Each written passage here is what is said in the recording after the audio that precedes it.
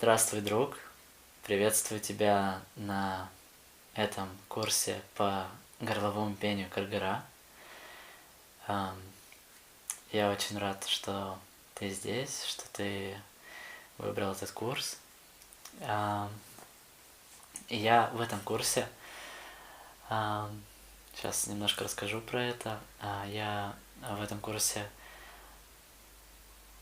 постараюсь передать все максимально подробно и понятно, доступно для тебя, чтобы ты смог начать исполнять горловое пение Каргара, которое родом из Тувы. Это пение звучит вот так.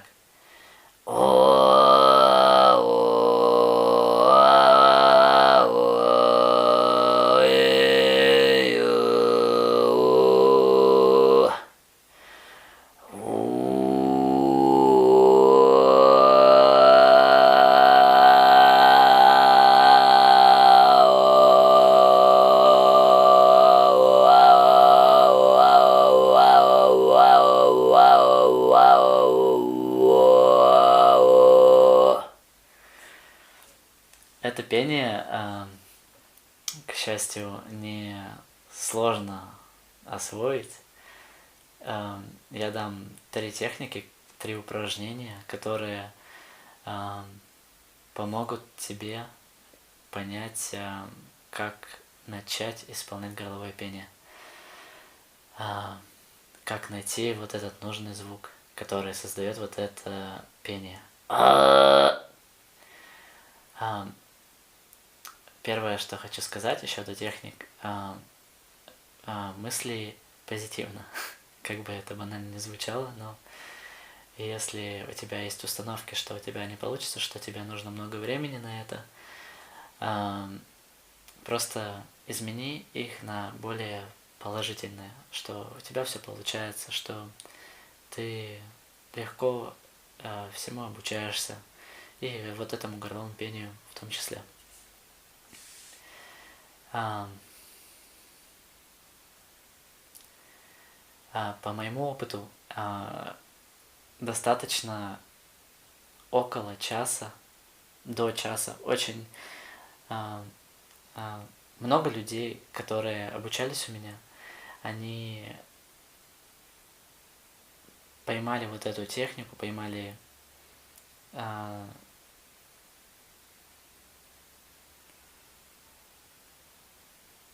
то, что им нужно, как исполнять горловое пение. До часа. Где-то вот кому-то хватило, вот прям максимум минут 5, даже меньше. Может быть, кто-то уже умел рычать. Кому-то 10, 15, 20 минут, полчаса. Но многим людям где-то в среднем в районе часа, да, можно так сказать. Достаточно для того, чтобы поймать вот эту технику и начать исполнять. И уже с этим работать и практиковаться. Вот. И сейчас я объясню техники, которые помогут понять горловое пение Каргара. Первая техника – это рычание. Рычание животного или рычание, которое напоминает какого-то монстра. И это звучит вот так.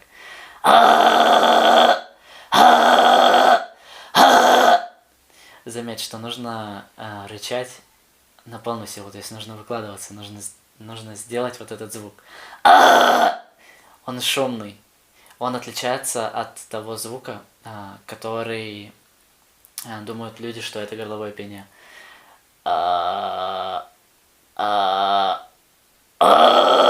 Слышишь разницу? То есть не то, то, что нужно. И вот этот звук, это уже можно сказать, что горловое пение Каргара. Просто нужно его чуть-чуть с ним поиграться, и он превратится из вот в это. То есть я предлагаю тебе попробовать порычать, попрактиковаться. И когда у тебя получится такой рык, ну или примерно такой, то есть ты прочувствуй, пожалуйста, то место, где происходит вот эта вибрация, соприкосновение, да, где происходит вот этот шум, вот это рычание. И просто, когда у тебя начинает получаться, пой, рычи 5-10 секунд. К примеру, да, насколько тебе достаточно. Ну, постарайся 5-10 секунд, чтобы у тебя было время расслабить связкой. И с расслаблением получается более красивый звук. То есть до сих пор сохраняется вот это напряжение там, и потом чуть-чуть расслабляется, вибрация до сих пор идет, но уже в более таком мягком ключе. И уменьшить также количество воздуха, то есть сделать меньше воздуха. Не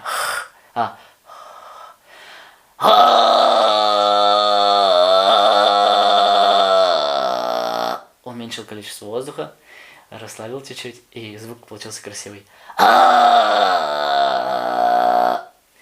Вначале это звучит так, по-дикому, но потом с расслаблением, с уменьшением количества воздуха, потока воздуха, получается красивое горловое пение кыргыра. Вторая техника. Если тебе непонятна эта техника, ты уже попробовал ее, и если тебе до сих пор непонятно, сейчас я покажу технику, которая понятна реально очень многим людям, даже, может быть, более понятна, чем первая техника. Эта техника называется в мире толкание шкафа. То есть это толкание тяжелого предмета. Когда ты толкаешь шкаф или что-то тяжелое, иногда может случиться так, что ты издаешь такой звук. То есть происходит смыкание в горле, и связки соприкасаются в том месте, где нужно, где происходит горловое пение. Еще можешь так представить, не знаю, какое-нибудь боевое искусство. И вот с таким звуком проследи, что вот как там, где оно соприкасается, да, то есть что происходит. А происходит следующее, что ты делаешь такой звук, и у тебя связки, они сомкнулись вместе, и воздух не проходит. Нужно оставить эти связки вместе, да, то есть в напряжении, вот в том же положении, в каком они в конце этого звука. Все они вместе. И продолжать выпускать воздух, попробовать сквозь вот эти сомкнутые связки, сквозь вот это вот место, которое сомкнулось. Такой звук получится. И вот, когда уже получается вот это вот этот звук, вот это уже начинает там что-то двигаться, вибрировать. И нужно, чтобы вот это продолжать и продолжать до того момента, пока не завибрирует.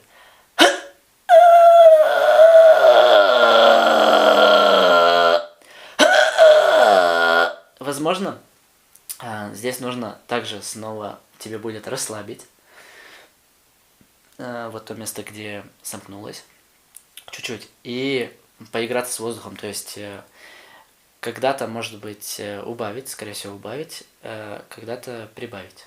То есть это все индивидуально, в зависимости от того, как ты тренируешься, как у тебя получается, да. То есть для одного это будет работать одно, типа там уменьшить воздух, расслабить, а для кого-то наоборот, чтобы научиться рычать, чтобы вот, если не получается рычание.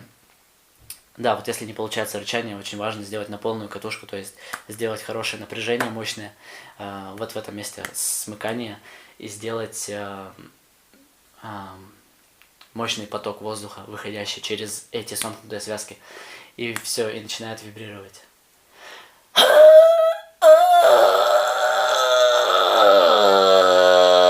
Вот я это растягиваю, то есть я могу это сделать прям,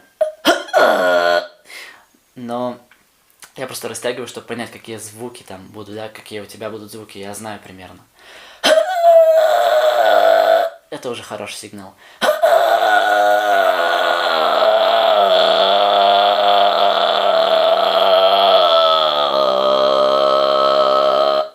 То есть я что делаю? Там просто больше расслабляю, убавляю поток воздуха.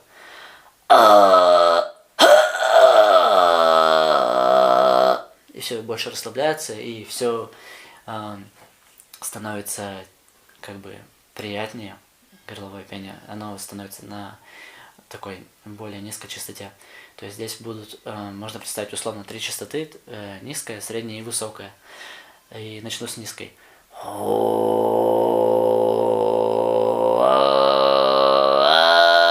И вот это вот высокое, это то вот, где основная масса учеников будет после того, как вот научиться этим упражнениям, вот этому рыку. Этот рык, это уже то, что нужно. Вот, и эта техника еще, вот к этой технике можно добавить то, что ты можешь использовать такое представление, что ты сидишь на туалете и делаешь такое усилие. И дальше у тебя идет расслабление, да? Вышло. Вот, и вот этот звук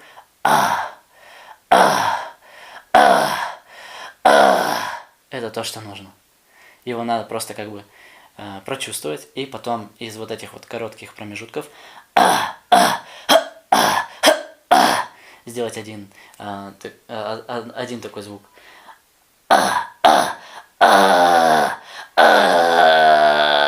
Все, горловое пение.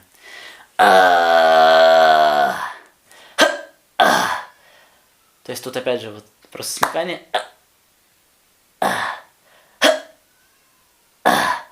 То есть там такое расслабление. Воздух проталкивается через это, и происходит такой звук. И вот нужно просто на этом сфокусировать свое внимание и оставить этот звук. Не будет, возможно, поначалу так ровно, с какими-то перепадами, это нормально. То есть нужно просто практиковаться, и вот этот неровный какой-то звук, какой-то там шипящий или еще какой-то, он превратится постепенно в каргара, и ты сам почувствуешь, когда оно будет. И оно, возможно, уже есть сейчас. И, возможно, появится очень-очень скоро. То есть я верю, что... И я вижу, что людям достаточно реально просто какие-то минуты, чтобы освоить вот эту технику горловое пение. И третья техника, если ничего не помогло, возможно, эта техника поможет. Просто можно назвать эту технику хо. Когда произносим хо, сделать такой звук.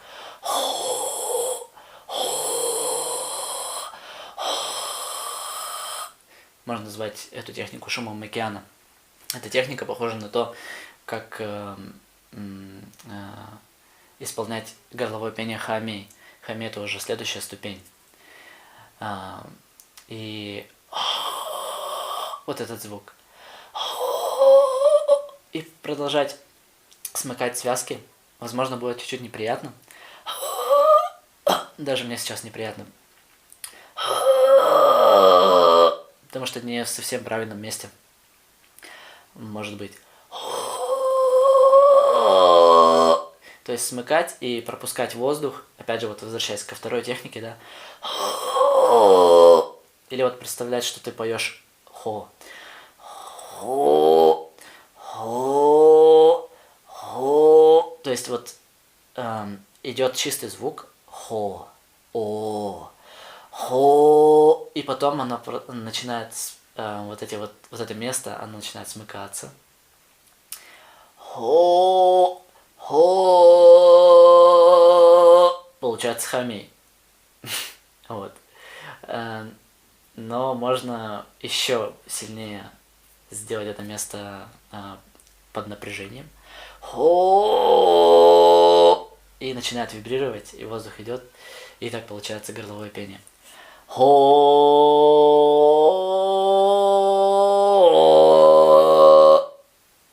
Хо. есть они смыкаются, пум, и получается. Вот, что по этим еще 3 техникам, 3 упражнениям можно добавить? Можно добавить, что я предлагаю тебе петь просто один звук. К примеру, О. Будет очень простым. Ну или А, если нравится. И, не делать никаких там, не петь никаких там мантр или что-то еще. Это, конечно, как ты хочешь, по твоему желанию. Нет абсолютно никаких ограничений. Но просто, возможно, это упростит тебе практику и упростит тебе вот обучение, да, сам процесс обучения. Вот просто вот, чтобы поймать ту вибрацию, да, которая нужна. Это просто петь, не напрягаясь никакими словами, никакими другими звуками, чередованиями. Просто в одном потоке один звук. О.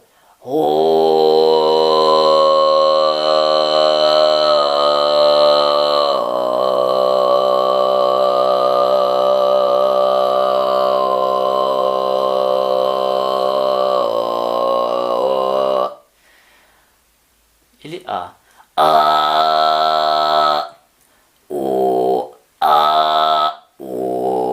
С О чувствуется, что горло как-то подрасслабленнее, что ли.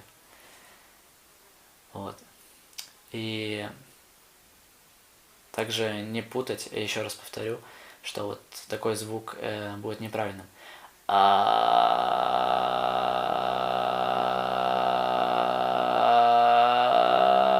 Это, звук исходит из горла, да, но это не то горловое пение, которое тебе интересно, которому ты хочешь научиться.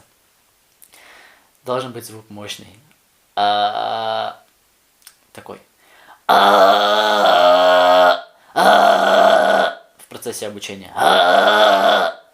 Поймал это и просто сбавляя обороты, сохраняя до сих пор натяжение и просто чуть-чуть расслаблять, возможно, нужно, да, когда ты уже словил этот звук, и уменьшать поток воздуха. То есть такой переход может быть резкий. Вот. И 5-10 секунд просто пой, чтобы было время попрактиковать. Чтобы тебе хватило воздуха на эти же 5, 10, 15 секунд, просто вдыхай низ живота сначала, воздух, первую часть, да, можно сказать. Первая часть готова, и вторую часть вверх легких. То есть ты сначала наполняешь нижнюю часть легких, и потом вверх. И так у тебя получается, 100%, наверное. И просто в свободном, таком расслабленном режиме делай. То есть просто расслабленно подойди к этому обучению. Сядь, успокойся, вдохни. Сначала вниз легких, потом вверх. И начинай пробовать или уже, если у тебя получается петь горловое пение, исполнять горловое пение.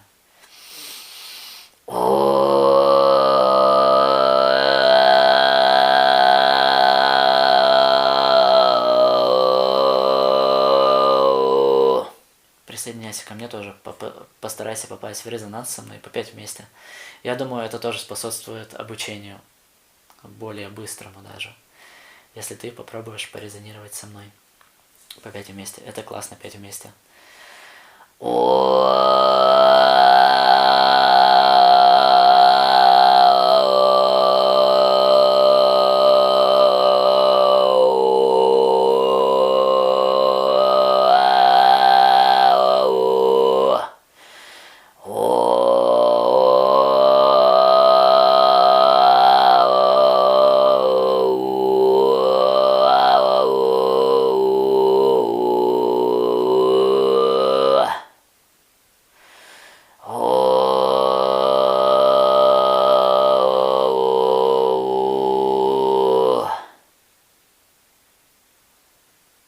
Попробуй петь от сердца.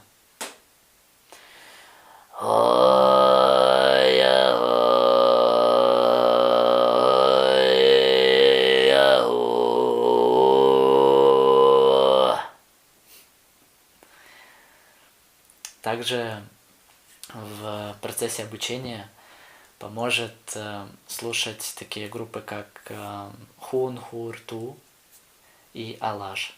Вроде бы они из Тувы, и они исполняют горловое пение в своих песнях, исполняют сразу 3 стиля: Хамей, Сагит, Каргара. Каргара, вот тому, что сейчас мы учимся. Можно даже просто вместе с ними также петь, с этими артистами, да, музыкантами, и резонировать. Плюс там они еще используют такие инструменты, которые классно резонируют с горловым пением. У них есть там особый инструмент экиль, такой струнный инструмент, где играешь смычком, и это очень классно звучит с горловым пением. Можно резонировать с музыкантами, то есть горловое пение плюс горловое пение. Разные стили, один и тот же стиль, можно резонировать с диджериду. И, ну, даже, я бы сказал, возможно, если вот петь с диджериду или с учителем, да, вот со мной, будет проще попасть вот в этот ритм и что-то даже, возможно, новое открыть себе. Вот я как помню, только я учился из диджериду, мне реально очень-очень нравилось петь, резонировать, если кто-то играет на диджериду, и я присоединялся.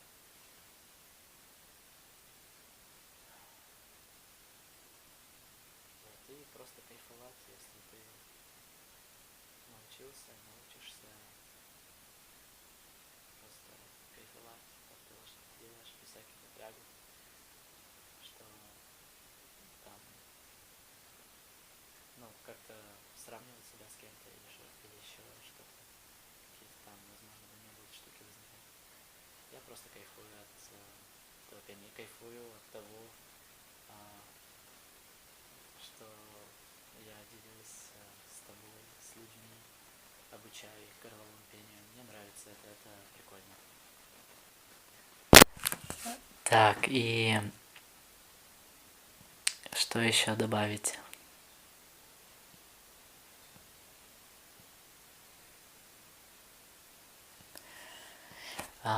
Если ты уже научился, можно перейти к различным техникам исполнения, то есть это те техники, те упражнения, которые расширят горловое пение в плане красоты. Первая техника очень простая, одна из самых простых, это просто сделать губы, можно, к примеру, первая позиция, да, сделать, как будто ты свистишь в таком положении, и начать петь. Получается такой глубокий звук.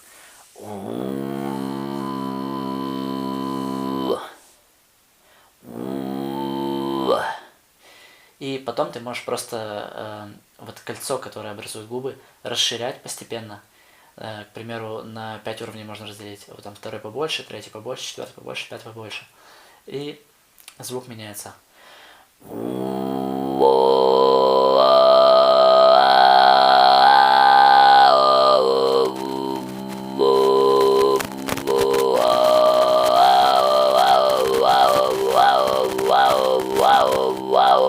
Здесь я просто использую губы.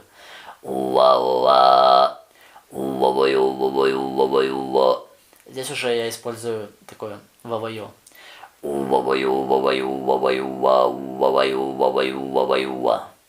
Как бы произнося вавая, вавая, ваваю, ваваюа. То есть можно делать такие ритмы с губами, ритмы со словами. Вторая техника, которая разнообразит пение, это язык. Язык обычно лежит на дне при исполнении каргара. И можно просто его постепенно поднимать, и звук тоже изменится. Можно представить тоже, что там 5 уровней, к примеру. И вот первый уровень это когда он лежит, второй чуть повыше, третий, четвертый, пятый. И, ну, к примеру, пятый это уже будет, чтобы он уже до неба дотрагивался. И звучит это так.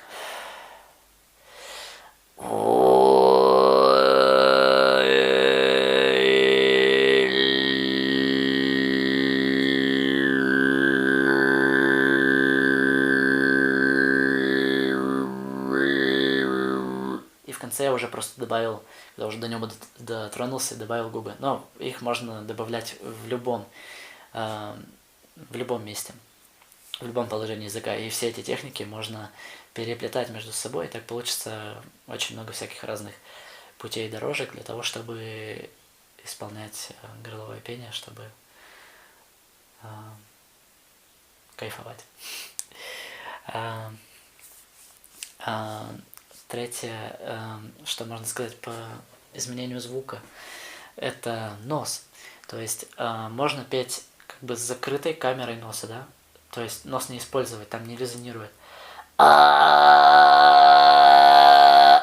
Или нос открыт и начинает в носу резонировать.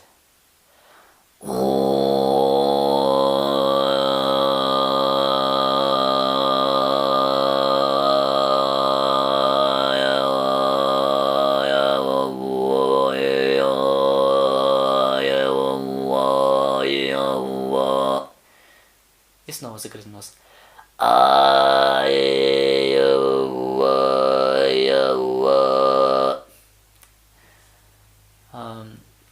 Не знаю, насколько хорошо передает это видео, как это изменяется, но в реальности чувствуется, что звук изменяется, если открыт нос или закрыт, если там резонирует или не резонирует. И последнее, что хочу сказать, что я также использую, все эти техники я использую в своем пении и делюсь с тобой. Это пение разных звуков, то есть можно петь А, О, У, Е, все гласные, и также можно пропевать слова, мантры, если хочешь, и все что угодно, песни, любые.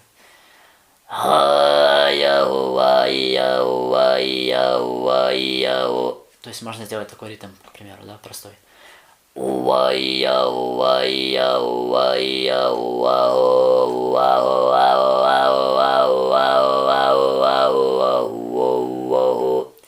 То, что я еще здесь использовал, один момент напомнила, чтобы я поделился этим, это смена частоты, то есть ты можешь петь на такой средней или низкой частоте и потом перескакивать на верхнюю частоту, то есть больше делать напряжение, больше воздуха, и вот такими ступеньками можно тоже изменять горловое пение и использовать это вот в своем горловом пении.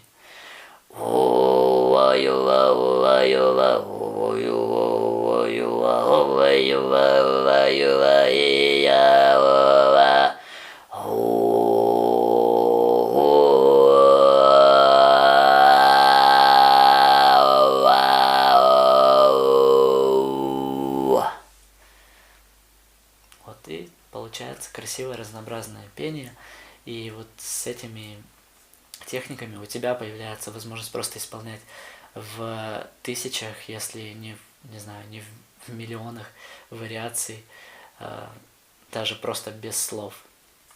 Я обычно пою без слов. Мне нравится так исполнять. Благодарю тебя, друг, за то, что ты выбрал этот курс, за то, что ты выбрал меня своим учителем и проводником в мир горлового пения. Я был рад поделиться, и я радуюсь возможности обучать людей горловому пению. Благодарю за просмотр, за твое внимание.